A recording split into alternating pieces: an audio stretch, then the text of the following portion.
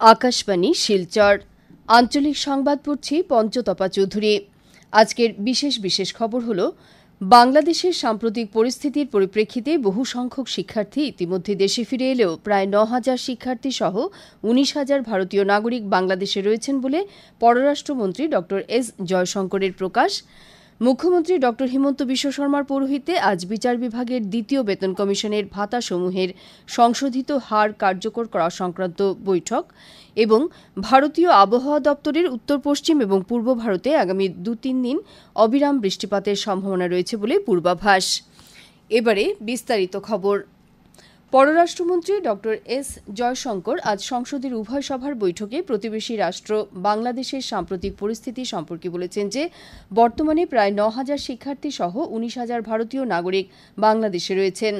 বহু সংখ্যক শিক্ষার্থী ইতিমধ্যে ঢাকায় থাকা ভারতীয় হাইকমিশনের পরামর্শ অনুযায়ী গত মাসে দেশে ফিরে এসেছে। ড জয়শঙ্কর বলেছেন যে বাংলাদেশের সংখ্যালঘুদের নিরাপত্তার বিষয়ে ভারত চিন্তিত, তবে এক্ষেত্রে কোনো ধরনের পদক্ষেপ গ্রহণের সময়ে আইনশৃঙ্খলা বজায় রাখার বিষয়ে অধিক গুরুত্ব দেওয়া হবে। তিনি বলেন, ভারত বাংলাদেশ সীমান্ত অঞ্চলের সুরক্ষার বিষয়কে অধিক সতর্কতা অবলম্বন করা হবে। তিনি বলেন যে বাংলাদেশের প্রধানমন্ত্রী শেখ হাসিনা পদত্যাগ করার পর ভারতে আসার অনুমতি চেয়েছিলেন এবং গতকাল সন্ধ্যায় তিনি দিল্লিতে এসে উপস্থিত হন। গত ২৪ ঘণ্টায় নতুন দিল্লি ও ঢাকার প্রশাসনিক কর্তৃপক্ষের মধ্যে আলোচনা চলছে। বাংলাদেশের সেনাপ্রধান জেনারেল ওয়াকার উজ জামান গতকাল সে দেশের জনসাধারণের উদ্দেশ্যে দেওয়া ভাষণে দেশে একটি অন্তর্বর্তীকালীন সরকার গঠন করে দায়িত্ব গ্রহণের কথা উল্লেখ করেছেন বলেও মন্ত্রী ড জয়শঙ্কর জানিয়েছেন। এর আগে কেন্দ্রীয় সরকার বাংলাদেশের বর্তমান পরিস্থিতি সম্পর্কে আলোচনা করার জন্য আজ সকালে এক সর্বদলীয় বৈঠকের আহ্বান করে। নতুন দিল্লিতে অনুষ্ঠিত এই বৈঠকে পররাষ্ট্রমন্ত্রী ড এস জয়শঙ্কর নেতাদের বাংলাদেশের সাম্প্রতিক ঘটনাবলী সম্পর্কে অবগত করান। তিনি সামাজিক মাধ্যমে সর্বদলীয় বৈঠকে এ বিষয়ে পাওয়া পূর্ণ সমর্থনের প্রতি ধন্যবাদ জানান। প্রতিরক্ষামন্ত্রী রাজনাথ সিং, স্বরাষ্ট্রমন্ত্রী অমিত শাহ, সংসদীয় পরিক্রমা মন্ত্রী কিরেন রিজিজু এবং কেন্দ্রীয় মন্ত্রী তথা বিজেপির জাতীয় সভাপতি জেপি নাড্ডা বৈঠকে উপস্থিত ছিলেন। লোকসভায় বিরোধী দলের নেতা রাহুল গান্ধী, তৃণমূল কংগ্রেসের নেতা সুদীপ বন্দ্যোপাধ্যায়, এনসিপি শরদ পাওয়ার গোষ্ঠীর সুপ্রিয়া সোলে, আরজেডি নেত্রী নিশা ভারতী, সমাজবাদী পার্টি নেতা অধ্যাপক রামগোপাল যাদব এবং ডিএমকের টি.আর. বালু প্রমুখ বিরোধী দলের বেশ কয়েকজন নেতা এই বৈঠকে অংশ নেন। মুক্তিযোদ্ধাদের পরিবারের জন্য বিশেষ সংরক্ষণ প্রদানের বিষয়টিকে কেন্দ্র করে বাংলাদেশে উদ্ভব হওয়া হিংসাত্মক ঘটনার পরবর্তীতে সংসদ ভঙ্গ হওয়ার পরিপ্রেক্ষিতে বাংলাদেশে অন্তর্বর্তীকালীন সরকার গঠন করা হচ্ছে। সে দেশের রাষ্ট্রপতি মোহাম্মদ শাহাবুদ্দিন গতকাল সেনাবাহিনীর ৩টি শাখার প্রধান সহ বিভিন্ন রাজনৈতিক দলের নেতা এবং নাগরিক সমাজের প্রতিনিধিদের সঙ্গে ঢাকার বঙ্গভবনে হওয়া বৈঠকের পর একথা ঘোষণা করেন। সেনাবাহিনী বাংলাদেশে সাম্প্রতিক অরাজক পরিস্থিতি স্বাভাবিক করার ব্যবস্থা গ্রহণ করবে বলেও রাষ্ট্রপতি প্রকাশ করেছেন। এই বৈঠকে বিভিন্ন মামলায় দোষী সাব্যস্ত হয়ে গৃহবন্দী অবস্থায় থাকা বিএনপির অধ্যক্ষ তথা প্রাক্তন প্রধানমন্ত্রী খালেদা জিয়াকে মুক্ত করে দেওয়ার সিদ্ধান্ত নেওয়া হয়েছে। এছাড়া সাম্প্রতিক বিক্ষোভে গ্রেপ্তার হওয়া সব ছাত্রছাত্রীদেরও মুক্ত করে দেওয়ার জন্য রাষ্ট্রপতি শাহাবুদ্দিন নির্দেশ দিয়েছেন। এদিকে প্রধানমন্ত্রী শেখ হাসিনা গতকাল পদত্যাগ করে বিশেষ বিমানে করে ঢাকা থেকে দিল্লিতে এসে পৌঁছেছেন। এরপর সেনাবাহিনী তাৎক্ষণিকভাবে ক্ষমতা নিজের হাতে নিয়ে নেয়। এরপর সেনাবাহিনীর প্রধান ওয়াকিবুজ্জামান রাষ্ট্রের উদ্দেশ্যে দেওয়া ভাষণে অন্তর্বর্তীকালীন সরকার গঠনের কথা ঘোষণা করে আন্দোলনরত ছাত্রছাত্রীদের শান্ত হওয়ার আহ্বান জানান। অন্যদিকে বাংলাদেশের অশান্ত পরিস্থিতির প্রতি লক্ষ্য রেখে কেন্দ্রীয় সরকার ভারত বাংলাদেশ আন্তর্জাতিক সীমান্তে নিরাপত্তা ব্যবস্থা আরও জোরদার করেছে। এই সীমান্ত বিশেষ করে পশ্চিমবঙ্গ এবং উত্তর পূর্বাঞ্চলের কয়েকটি রাজ্যের সঙ্গে সংযোজিত রয়েছে। পশ্চিমবঙ্গ সহ আসাম, ত্রিপুরা, মেঘালয়, মিজোরামের সঙ্গে সংলগ্ন বাংলাদেশ সীমান্ত এলাকায় উচ্চ সতর্কতা জারি করা হয়েছে। এছাড়া সীমা সুরক্ষা বাহিনী বিএসএফ কড়া প্রহরা অব্যাহত রেখেছে। সাম্প্রতিক পরিস্থিতিতে প্রতিবেশী দেশটি ভ্রমণ না করতে কেন্দ্রীয় সরকার নাগরিকদের প্রতি আহ্বান জানিয়েছে। এদিকে বাংলাদেশে বসবাসরত ভারতীয়দের বাড়ি থেকে বাইরে না বেরোনোর পরামর্শ দিয়ে ঢাকায় থাকা ভারতীয় দূতাবাসের সঙ্গে যোগাযোগ রাখার নির্দেশ দেওয়া হয়েছে। এদিকে করিমগঞ্জ জেলার ভারত বাংলাদেশ সীমান্তে উচ্চ সতর্কতা জারির পাশাপাশি বিএসএফ ও আসাম পুলিশের সেকেন্ড লাইন ডিফেন্সের যৌথ নজরদারি বৃদ্ধি করা হয়েছে বলে আমাদের করিমগঞ্জের সংবাদদাতা জানিয়েছেন। বিএসএফ এই সীমান্তে বসবাসকারী নাগরিকদের নিরাপত্তা নিশ্চিত করতে সর্বাত্মক প্রয়াস চালিয়ে যাচ্ছে। অন্যদিকে উত্তর করিমগঞ্জের বিধায়ক কমলাক্ষ দে পুরকায়স্থ বাংলাদেশে নির্যাতিত সংখ্যালঘুদের ভারতে আশ্রয় দেবার দাবি জানিয়ে প্রধানমন্ত্রীর উদ্দেশ্যে এক স্মারকপত্র প্রেরণ করেছেন। জেলায়ুক্ত মৃদুল যাদবের কাছে প্রধানমন্ত্রীর উদ্দেশ্যে দেওয়া এই স্মারকপত্র তিনি আজ জমা দেন। মুখ্যমন্ত্রী ডক্টর হিমন্ত বিশ্ব শর্মার পৌরোহিত্যে আজ বিচার বিভাগের দ্বিতীয় বেতন কমিশনের ভাতাসমূহের সংশোধিত হারের উপরে পরামর্শ ও কার্যকর করার সম্পর্কে বৈঠক অনুষ্ঠিত হয়। বৈঠকে মন্ত্রী রঞ্জিত কুমার দাস ছাড়াও আইন ও বিচার বিভাগের উচ্চপদস্থ আধিকারিকরা উপস্থিত ছিলেন। সরকার সাইবার অপরাধ দমনের জন্য দেশের 1,92,00,000 সিম কার্ড ব্লক করেছে। সংসদে প্রশ্নোত্তরকালে এক পরিপূরক প্রশ্নের উত্তরে কেন্দ্রীয় অর্থ প্রতিমন্ত্রী পঙ্কজ চৌধুরী বলেছেন যে সাইবার জালিয়াতি দমনের জন্য সরকার শূন্য সহনশীলতা নীতি গ্রহণ করেছে। তিনি বলেন যে 1930 টোল ফ্রি নম্বরে সাইবার জালিয়াতির বিরুদ্ধে অভিযোগ জানানো যাবে। কেন্দ্রীয় সরকার বলেছে যে বিগত 10 বছরে মাওবাদী সন্ত্রাসবাদ হ্রাস পেয়েছে। 2014 সালের মে থেকে চলতি বছরের এপ্রিল মাস পর্যন্ত মাওবাদী সন্ত্রাসবাদজনিত ঘটনা 2004 থেকে 2014 সালের এপ্রিলের তুলনায় 53% হ্রাস পেয়েছে।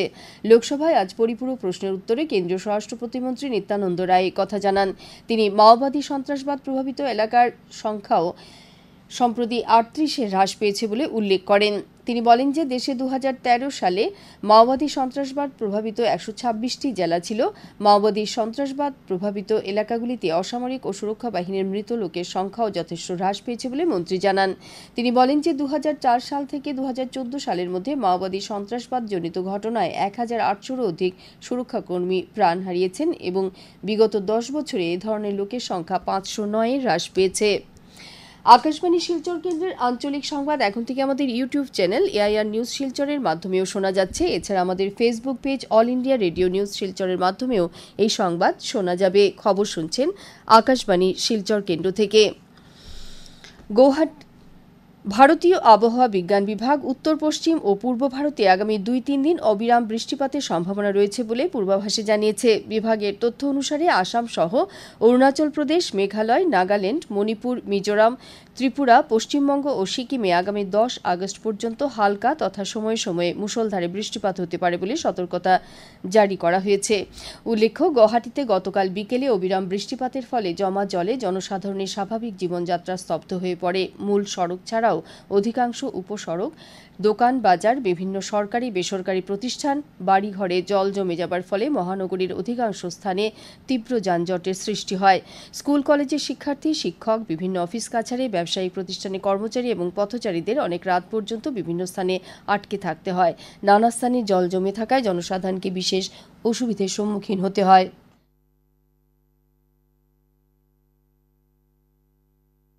কাছাড় জেলার সমগ্র শিক্ষা অভিযানের উদ্যোগে জেলায় জোনভিত্তিক 5 দিবসীয় আবাসিক বুনিয়াদী সাক্ষরতা এবং সাংখ্যিকতার প্রশিক্ষণ গত 2 আগস্ট থেকে শিলচরের 2টি পৃথক পৃথক স্থানে শুরু হয়েছে।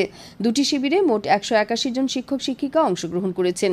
প্রশিক্ষণ কর্মশালায় জাতীয় শিক্ষানীতি 2020-র আওতায় বুনিয়াদী স্তরের সাক্ষরতা এবং সাংখ্যিকতার বুনিয়াদী কৌশলগুলি শিশুদের রপ্ত করার উপর বিশেষ গুরুত্ব আরোপ করা হয়েছে। করিমগঞ্জের জেলা আয়ুক্ত এক বিজ্ঞপ্তিতে জেলায় কীটনাশক মনোক্রোটোফস 36% SL এর বিক্রি, মজুত, বিতরণ ও ব্যবহার নিষিদ্ধ করতে জেলা কৃষি আধিকারিককে নির্দেশ দিয়েছেন। বিজ্ঞপ্তিতে জেলার চা বাগান ও শাকসবজিতে মনোক্রোটোফস 36% SL এর ব্যবহার কঠোরভাবে নিষিদ্ধ করতে কীটনাশক পরিদর্শকের মাধ্যমে ব্যবস্থা গ্রহণ করার নির্দেশ দেওয়া হয়েছে। 1968 সালের কীটনাশক আইন ও ধারা অনুসারে মনোক্রোটোফসের অবৈধ বিক্রি, বিতরণ, ব্যবহার ও মজুত বন্ধ করার তাৎক্ষণিক ব্যবস্থা গ্রহণ করতে বিজ্ঞপ্তিতে নির্দেশ দেওয়া হয়েছে। হাইলাকান্দি জেলার কলেজগুলিতে আধার এনরোলমেন্ট কেন্দ্র খোলা হবে। গতকাল জেলা আয়ুক্ত নিসার খিভারি গৌতমের পৌরোহিত্যে আয়োজিত জেলা উন্নয়ন কমিটির সভায় কথা জানানো হয়। সভায় আরও জানানো হয় যে আরোহণ প্রকল্পের আওতায় জেলার 56 জন শিক্ষার্থীকে আগামী নভেম্বর মাসে সরকারি খরচে গুয়াহাটির IIT সহ বিভিন্ন প্রতিষ্ঠানে ঘুরতে নিয়ে যাওয়া হবে। এছাড়া সভায় কৃষি বিভাগ থেকে জানানো হয় যে জেলায় 17,000 কৃষককে প্রধানমন্ত্রী ফসল বীমা যোজনায় অন্তর্ভুক্ত করার লক্ষ্য থাকলেও এখনো পর্যন্ত 22,000 কৃষককে এই যোজনার আওতায় আনা সম্ভব হয়েছে। সভায় বিভিন্ন বিভাগের চলতি প্রকল্প রূপায়ণের সমস্যা ও অগ্রগতি নিয়েও আলোচনা হয়। লায়ন্স ক্লাব অফ শিলচর সেন্ট্রালের উদ্যোগে এবং ময়নাগড়ের স্বামী বিবেকানন্দ সেবা সমিতির ব্যবস্থাপনায় আগামী 13 আগস্ট ময়নাগড় চা বাগানের দুর্গা মন্দিরে বিনামূল্যে চক্ষু পরীক্ষা শিবির অনুষ্ঠিত হবে। শিবিরটি সকাল 10টায় শুরু হবে। ধলাই মাতৃভূমি cup prize money knockout football প্রতিযোগিতার আজকের খেলায় মণিপুরি ওয়েলফেয়ার সোসাইটি 3-0 গোলের ব্যবধানে ছোট শালগঙ্গা FC দলকে পরাজিত করেছে। ধলাই বাম নিত্যানন্দ বাম উচ্চতর মাধ্যমিক বিদ্যালয়ের খেলার মাঠে আয়োজিত প্রতিযোগিতার আগামীকালের খেলায় বিশাল টিম FC খেলবে কর্কট FC দলের বিরুদ্ধে। শেষ করার আগে বিশেষ বিশেষ খবর আবার পড়ছি। বাংলাদেশের সাম্প্রতিক পরিস্থিতির পরিপ্রেক্ষিতে বহু সংখ্যক শিক্ষার্থী ইতিমধ্যে দেশে ফিরে এলেও প্রায় ৯,০০০ শিক্ষার্থী সহ ১৯,০০০ ভারতীয় নাগরিক বাংলাদেশে রয়েছেন বলে পররাষ্ট্রমন্ত্রী ড এস জয়শঙ্করের প্রকাশ। মুখ্যমন্ত্রী ড হিমন্ত বিশ্ব শর্মার পৌরোহিত্যে আজ বিচার বিভাগের দ্বিতীয় বেতন কমিশনের ভাতাসমূহের সংশোধিত হার কার্যকর করা সংক্রান্ত বৈঠক এবং ভারতীয় আবহাওয়া দপ্তরের উত্তর পশ্চিম এবং পূর্ব ভারতে আগামী ২-৩ দিন অবিরাম বৃষ্টিপাতের সম্ভাবনা রয়েছে বলে পূর্বাভাস। আঞ্চলিক সংবাদ শেষ হল। পরবর্তী সংবাদ আগামীকাল সকাল ৭:৩৫।